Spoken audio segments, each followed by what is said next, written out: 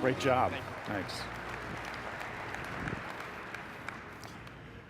Hi, I'm Mark Hatch, CEO of TechShop. For those of you who aren't familiar with TechShop, it's 17,000 square feet of every machine tool, woodworking tool, plastic tool, electronics tool, computer tool, automobile bay, water jet, plasma cutter, textiles tool. It's literally every tool you need to make almost anything on the planet. We are a membership-based, do-it-yourself manufacturing, fabrication machine shop. $100 a month gives you access to the tools of the Industrial Revolution for the first time in 250 years. For the cost of a bad Starbucks addiction, you can change the world. So why is this important? Good question. It turns out in the United States there are 40 million creatives. So what this means is that the largest untapped resource on the planet is not natural gas, it is not oil, it is not wind. It is the free time, disposable income, and creativity of the creative class. By the way, that's completely tweetable, it fits, I'll repeat it. The largest untapped resource on the planet is the free time, disposable income, and creativity of the creative class. There are 40 million of them in the United States. They control $470 billion in disposable income. They have billions of hours they spend every year watching television. If we could get just a small portion of them to focus on being creative, they can literally change the world. It'd be an interesting hypothesis, but I will actually show you that it's true. Why is it happening, and why is it happening now? We've actually already talked about that a little bit. These are the cheapest, easiest, most powerful tools in all of human history. We are routinely taking people off the street, reasonably bright folks, giving them 2 or 3 classes, and they are launching products in weeks. We've never lived in a stage when you could do that. These are the cheapest, easiest, most powerful tools. So here's some things that people are making. This is the world's fastest electric motorcycle. It was built, all the components were built in Menlo Park. Anything that you couldn't get off the shelf, they were able to construct themselves. This is a jetpack. Andy Philo says that General Motors and Boeing isn't working on a jetpack, so he is.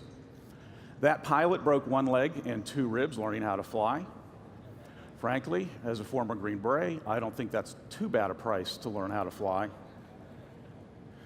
This is a desktop diamond manufacturing device. You'll have to get me later to explain exactly what's going on with that one. This is Patrick Buckley. Many of you may actually have this. Patrick came in, took 3 classes, 90 days later had hit $1 million in sales. He went from learning the tools to a $1 million company in 90 days. Now, I know when I was at a Fortune 500 company, sometimes it would take me that long to get approval for the focus group.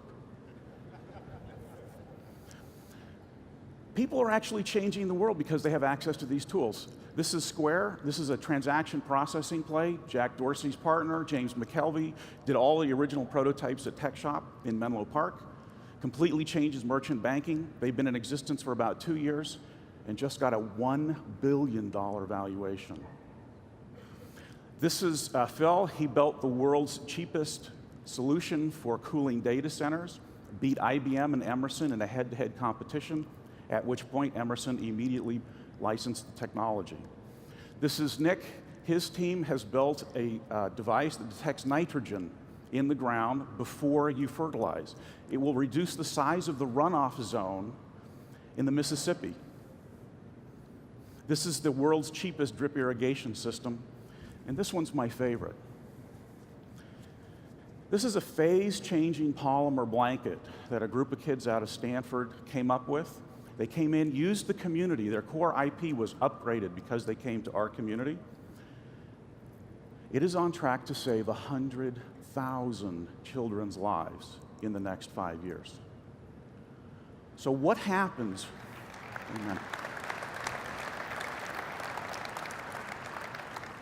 So what does this mean? This means that open innovation just went nuclear.